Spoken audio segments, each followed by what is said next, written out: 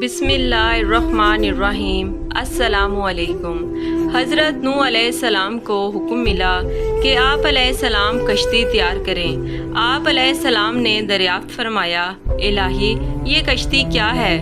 ارشاد ہوا، یہ کشتی وہ مکان ہے جو پانی پر چلتا ہے۔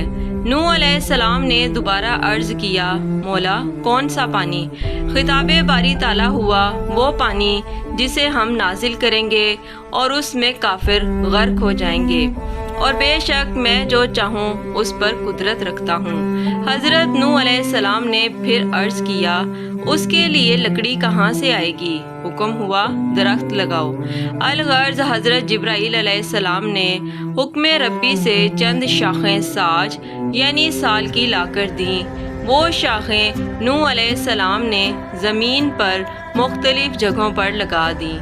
منقول ہے کہ وہ شاخیں 40 سال میں تناور درخت بن گئیں۔ اس اثنا میں جو حضرت نوح علیہ السلام نے اپنی قوم کے سرکش کافروں کی سرکوبی کے لیے بد دعا کی تھی، اس کا اثر یہ ہوا کہ قوم مصائب میں گھری رہی، ان کی عورتیں بانجھ ہو گئیں، اور اس عرصے میں آسمان سے ایک قطرہ بارش کا نہ ٹپکا، جس کی وجہ سے قحط سالی اپنے عروج کو پہنچی۔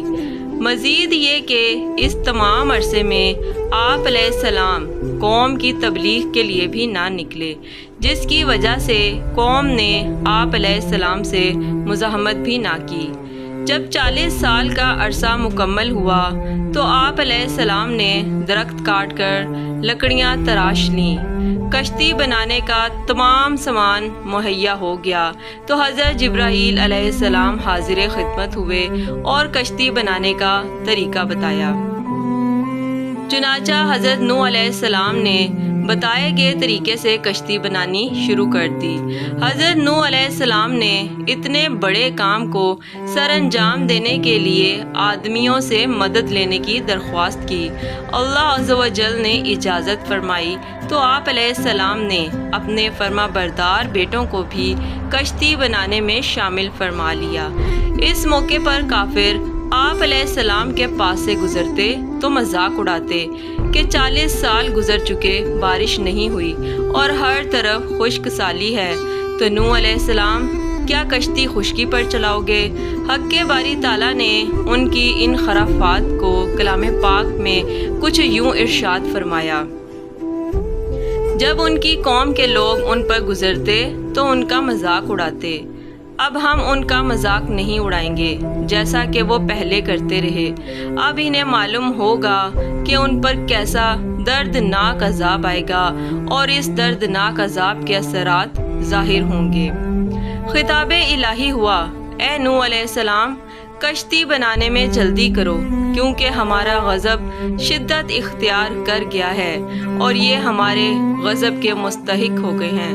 مختصر یہ کہ حضرت ابن عباس رضی اللہ کی روایت ہے کے مطابق کشتی تیار ہو گئی، جس کی لمبائی 660 گز، چوڑائی 330 اور اونچائی 33 گز تھی۔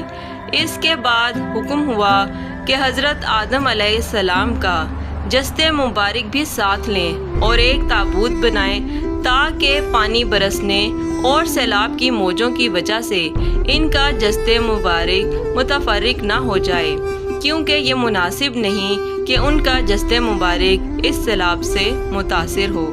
چنانچہ جب پانی کے ابلنے کا وقت قریب پہنچ گیا تو حکم ہوا کہ جانوروں کے ہر قسم کے جوڑے اپنے ساتھ رکھیں، اور اس مقصد کے لیے ہوا کو حکم دیا گیا کہ تمام جانوروں کو کشتی کے مقام پر جمع کر دے۔ جب تمام جانور جمع ہو گئے تو حضرت نوح علیہ السلام نے عرض کیا، مولا شیر اور گائے کو کس طرح اکٹھا کروں، کیونکہ ازل سے ہی ان دونوں کے درمیان عداوت ہے۔ رب کریم نے فرمایا، اے نوح علیہ السلام جس نے ان دونوں کے درمیان عداوت پیدا کی ہے وہی ان کے درمیان الفت بھی پیدا کر دے گا۔ چنانچہ حضرت نوح علیہ السلام نے دونوں کو ایک جگہ جمع کر دیا۔ منقول ہے کہ اسی دن اللہ پاک نے شیر پر بخار کو مسلط کر دیا تاکہ وہ کسی دوسرے جانور کو بھی نقصان نہ پہنچا سکے۔ معارج النبوت جلد اول میں ہے کہ حضرت نوح علیہ السلام نے کشتی میں سب سے پہلے چیونٹیوں کو سوار کیا اور ان کو بلائی منزل پر اپنے ساتھ رکھا تاکہ یہ دوسرے جانوروں کے پاؤں تلے روندے جانے سے محفوظ رہیں، اور سب سے آخر میں گدھے کو لایا گیا۔ کہا جاتا ہے کہ جب گدھا کشتی میں سوار ہونے لگا تو ابھی اس کے پیچھے والے 2 پاؤں باہر ہی تھے کہ شیطان کو ہیلا سوجا اور وہ گدھے کی دم سے لٹک گیا۔ گدھا کوشش کرتا رہا کہ کشتی میں سوار ہو جائے مگر ناکام رہا۔ حضرت نوح علیہ السلام نے گدھے کو جو یوں کشک مکش میں دیکھا تو فرتے غضب میں فرما دیا، کشتی میں جلدی داخل ہو جاؤ، اگرچہ تیرے ساتھ شیطان ہی کیوں نہیں۔ یہ کلمات ادا ہوتے ہی گدھا کود کر کشتی میں سوار ہو گیا۔ جب تمام انسان اور جانور کشتی میں سوار ہو گئے تو حضرت نوح علیہ السلام نے یہ دیکھنے کے لیے کہ کشتی کا جائزہ لیا کہ کوئی باہر نہ رہ جائے، دیکھا کہ ابلیس ایک گوشے میں چھپا ہوا ہے۔ آپ علیہ السلام نے اس سے دریافت فرمایا، تو کس کی اجازت سے کشتی میں آیا ہے؟ کہنے لگا، آپ علیہ السلام کی اجازت سے۔ آپ علیہ السلام نے فرمایا، مجھے تو تیرے آمد کا علم نہیں۔ کہنے لگا، آپ علیہ السلام نے جو گدھے کو کہا تھا کہ داخل ہو جا، اگرچہ تیرے ساتھ شیطان ہی کیوں نہیں، تو میں اس وقت اس کی دم کے ساتھ لٹکا ہوا تھا اور اس کو اندر داخل نہیں ہونے دے رہا تھا۔ جیسے ہی آپ علیہ السلام نے یہ فرمایا تو میں بھی اندر داخل ہو گیا۔ حضرت نوح علیہ السلام نے چاہا کہ اس کو باہر نکال کریں۔ کہنے لگا، آپ علیہ السلام کے لیے میری نگہداشت کے علاوہ کوئی چارہ نہیں ہے، میں کشتی سے نکلنے والا نہیں ہوں۔ اسی وقت وحی الہی نازل ہوئی، اے نوح علیہ السلام، اس کو چھوڑ دو، اس کے یہاں رکھنے میں حکمتیں پوشیدہ ہیں۔ چنانچہ نوح علیہ السلام نے اس کو نکالنے کا خیال ترک کر کے اس کو نصیحتیں فرمائیں۔ پھر اس نے بتایا کہ وہ کیسے بارگاہ الہی میں مردود ٹھہرا۔ پھر کہنے لگا، اب آپ علیہ السلام مجھے کیا کہتے ہیں؟ اگر میری غلطیوں کا تدارک ہو سکتا ہے تو میں حاضر ہوں کہ کسی طرح ان گناہوں کی تلافی ہو سکے۔ حضرت نوح علیہ السلام نے فرمایا، تو بارگاہ الہی میں توبہ استغفار کر، شاید کہ ان غلطیوں کی تلافی ہو جائے۔ پھر حضرت نوح علیہ السلام نے بارگاہ الہی میں عرض کیا تو جواب ملا، اے نوح علیہ السلام، اس کی توبہ صرف اس شرط پر قبول ہوگی کہ وہ آدم علیہ السلام کے تابوت کو سجدہ کر لے جو کہ کشتی میں ہی موجود تھا۔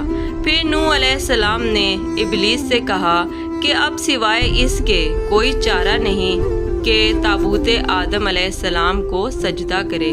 کہنے لگا، ایسا کیسے ہو سکتا ہے کہ جب وہ زندہ آسمانوں پر موجود تھے تو میں نے سجدہ نہیں کیا تھا، اور اب جب کہ وہ مردہ ہے تو سجدہ کروں گا؟ حضرت نوح علیہ السلام نے اس کا یہ جواب سنا تو اللہ کی پناہ کہتے ہوئے اسے وہیں چھوڑ کر چل دیے۔ یوں شیطان اللہ کے حکم سے سیلاب سے محفوظ رہا اور گدھے کی دھم سے لٹک کر کشتی میں سوار ہونے میں کامیاب ہوا۔ روایات میں ہے کہ کشتی نوح علیہ السلام کے بعد ایک بار پھر شیطان کو توبہ کا موقع دیا گیا۔ یہ حضرت موسیٰ علیہ السلام کے پاس حاضر ہوا اور کہنے لگا، اللہ سے سوال کیجئے، تیری مخلوق تجھ سے توبہ طالب ہے۔ اللہ تعالیٰ نے موسیٰ علیہ السلام پر وحی کی، اے موسیٰ علیہ السلام، اس کو کہو ہم نے تیری درخواست کو قبول کیا مگر ایک شرط کے ساتھ کہ آدم علیہ السلام کی قبر پر جا کر سجدہ کر لو تو میں تیری توبہ قبول کر لوں گا اور تیرے گناہوں کو بھی معاف کر دوں گا۔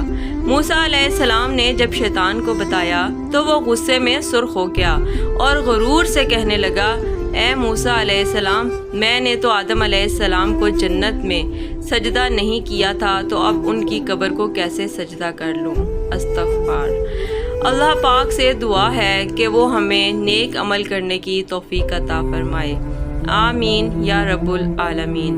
اگر آپ کو میری یہ آج کی ویڈیو پسند آئی ہے تو اس کو لائک کر دیں اور میرے چینل کو سبسکرائب کر کے بیل نوٹیفیکیشن کو بھی آن کر لیں۔ اللہ حافظ۔